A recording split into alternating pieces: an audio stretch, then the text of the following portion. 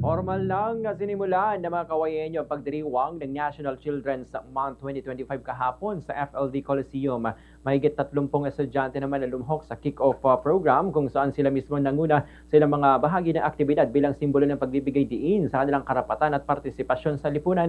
Sa panayam ng Bomb Radyo Kawayan kay City Health Nutritionist Mary Jane Yadaw, sinabi niyang siniguro ng kanilang tanggapan na magiging makabuluhan ni lahat ng aktibidad upang maipakita sa mga bata, kababaihan at magulang ang kahalagahan ng pagkilala sa karapatan ng bawat batang kawayenyo. Dagdag pa niya nakatuon ang pagdiriwang ngayong taon sa apat na pangunahing karapatan ng mga bata, ang karapatang mabuhay, maprotektahan, umunlad at makilahok. Kabilang sa mga aktibidad ngayong buwan ang lecture tungkol sa anti-osaic system law, ang gabay magulang, parenting for the digital age para sa mga magulang ng preschoolers, cyber safety caravan at heart of the digital age online art exhibit na naglalarawan naman ng mga panganib at wastong hakbang laban sa online sexual abuse or exploitation of children o OSAIC at child sexual abuse or exploitation materials.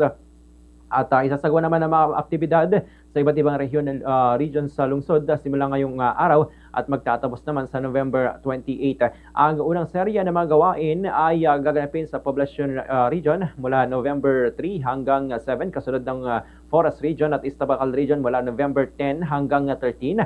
Sa November 17 hanggang 21 naman isasagawa mga programa sa West Tabacal Region at sa November 24 to 27 naman ay sa West Tanap Region. Ang closing program ay tinakda sa November 28 sa FLD Coliseum. Inanyayahan naman niya daw lahat na magulang, mga paaralan at organisasyon na makiisa sa mga gawain ngayong National Children's Month 2025. Lalo na layunin nito na kilalanin at pangalagaan ang karapatan ng bawat batang kawayenyo. Ganito ang bahagi ng pahayag ni City Health Nutritionist Mary Jane Yadaw. Makinig sa ating kampanya ng Rights of Children o yung kampanya natin sa National Children's Month. 4 na Sabado po ito na magkakaroon tayo ng campaign for the rights of children and other programs ng LGU para sa mga bata, nakatutok sa kaligtasan at karapatan ng ating mga bata.